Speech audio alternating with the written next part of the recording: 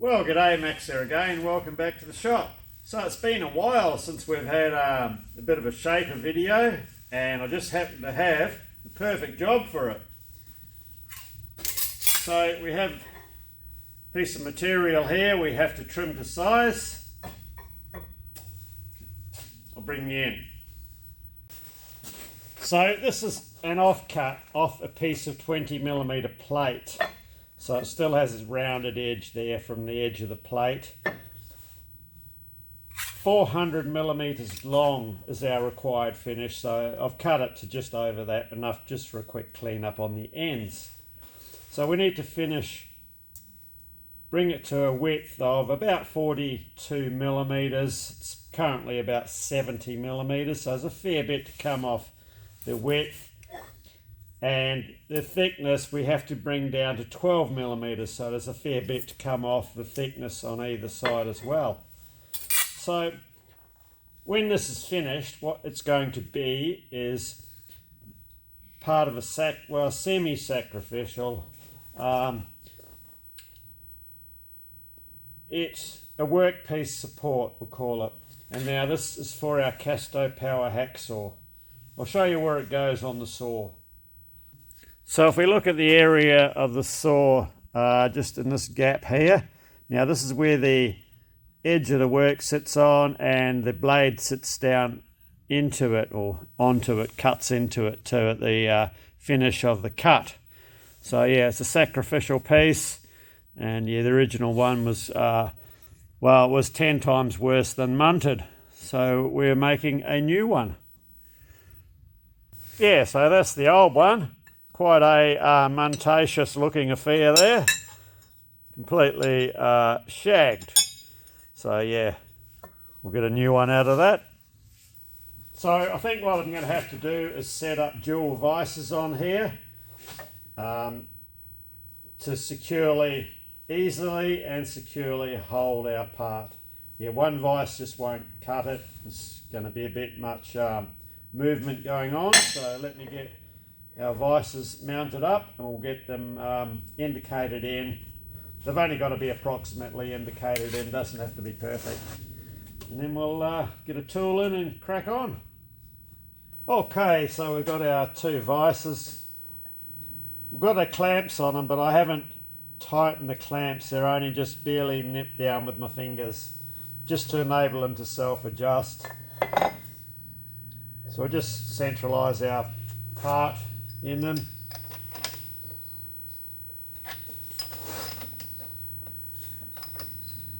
Tighten them down.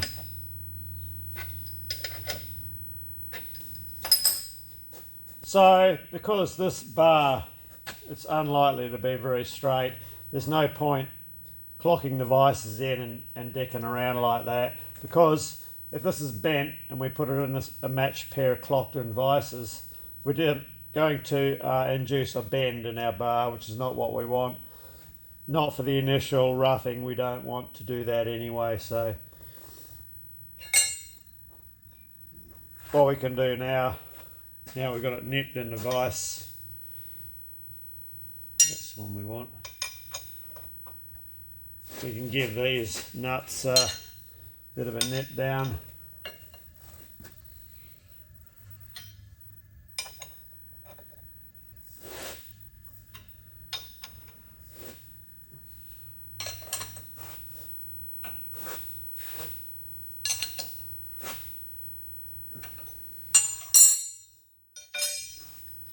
We'll fully tighten these. Like that.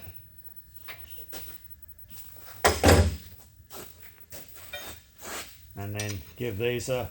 I'll just move you guys out of the way because I need to get around both sides here.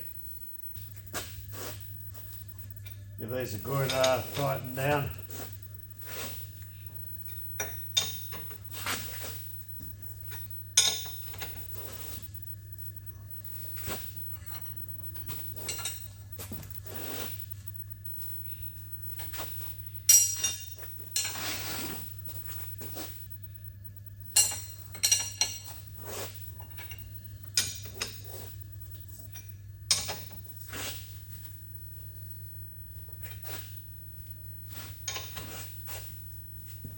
Okay. Double check, please. Okay. So we've only just sort of eyeballed it in by eye, and that's good enough. Once we've got it roughed out, then we'll slacken the vices off and re-grip it, because the alignment will possibly change. As I said, we don't want to be inducing a flex into our part. So we'll get a tool set up now, and we've got a fair amount to take off to bring this to thickness. This is my roughing tool, so it has a negative back rake. So that's that angle there. It's inclined back to a negative fashion, but it has a positive side rake. So instead of a neutral side rake, it has a positive side rake, and about a 15-ish degree leading edge on the cutting edge here.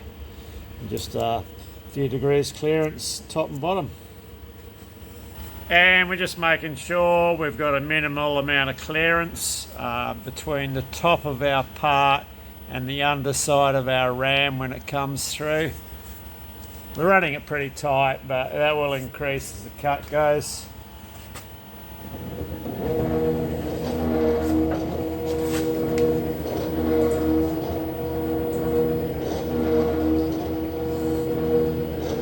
Yeah, we've got a couple of mil, probably about 3 millimeters clearance, so that's okay.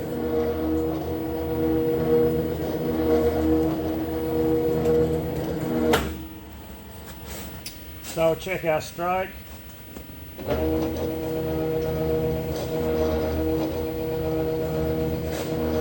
Alright, back there, we're coming past here a bit too far, so we just need to shorten that stroke up about 50 millimeters. So yeah, on my machine, this is a where you adjust the stroke here. You push it all the way in, it releases a lock, and then you can set the stroke where you want it.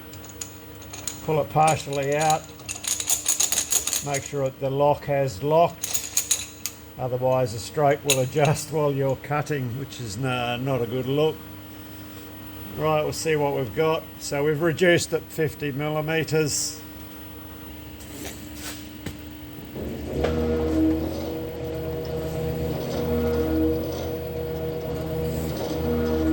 Bit tight at the back, a little bit loose at the front, so we take care of that now with a ram position adjustment. We slacken off the lock on the top here, move it back a little bit, let's have a look, see where we're travelling.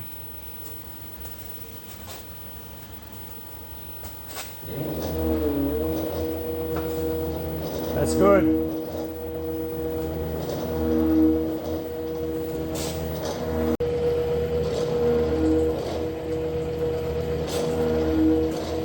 So we're just clearing the end of the work here, and we want the lion's share of the gap back there so the clapper can fully recover before the start of the next stroke.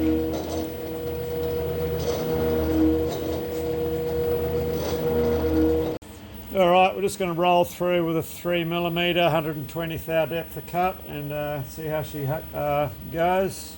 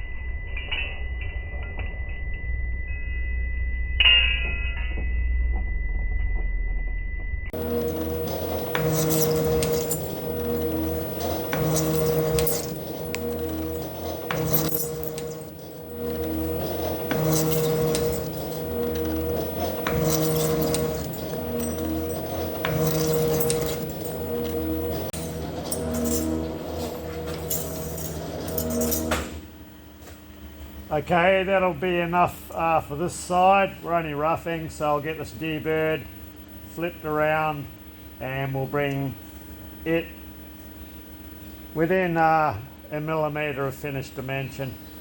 Probably a millimetre away will be fine. Okay, we're all D-bird. So we have a match mark, just a witness mark with a Sharpie on this end of the part. So when we go to turn our part over, the end that was at this end is now at that end. That helps keep your part in a bit more of a parallel nature. Say for instance your table was leaning down, and then you do this side and back to this side, you're going to cut like your error's going to double. So previous end is now that end, which was that end. So what I'm looking at too, because we just used the bar in its natural state to align our vices, and now we've end-friended our part, just looking for any oddball flexuring that may be going on. It feels pretty good, it looks good, so it will be good. Nip it down and we'll get a few cuts happening on this side here.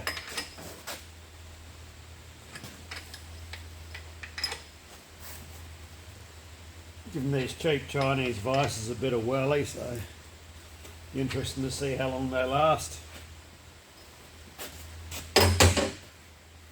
And the rain's back today too. Wind our table back.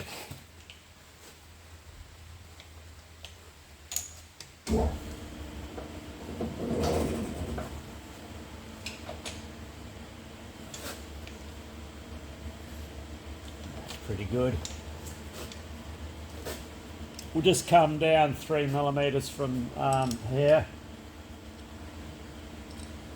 It's a bit of a radius face this, because it's from the edge of the plate that was rolled. 1, 2, 3 millimeter. Look.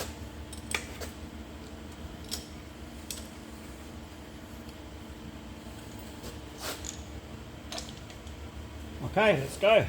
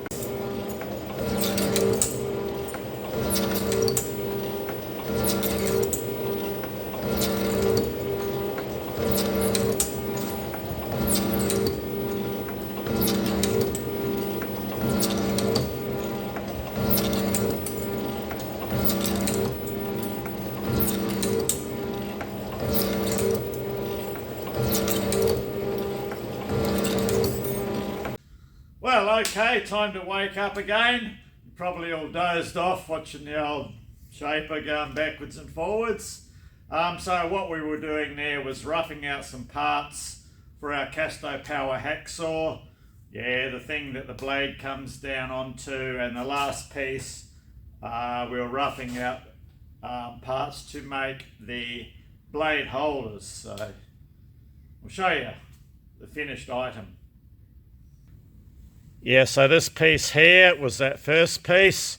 So the blade comes down onto that, and the other piece was the rear blade holder